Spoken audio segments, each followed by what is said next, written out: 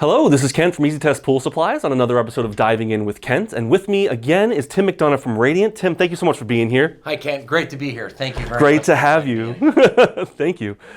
Well, we have been a preferred partner with Radiant for a while now, and we know the value of these pools for our customers. But Tim, can you give me a basic description of what sets these pools apart from traditional rolled wall pools and why a customer would choose a Radiant over a regular rolled wall pool? Sure. Okay, so that's a great question, and this is really, our company is built on the story of this metric round and all of our different series pools within our metric series pools. So what really sets it apart is the construction.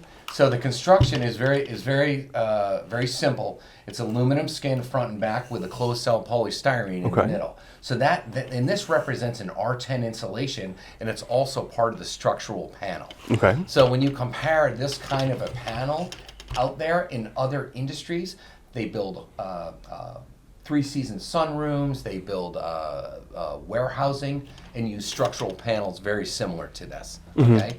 And but again, what sets it apart is that there's multiple things that we're going to cover as we talk about, but warranty, availability of shapes and sizes, and ease of installation is probably one of the biggest things that you can determine with a Radiant pool that makes it uniquely different.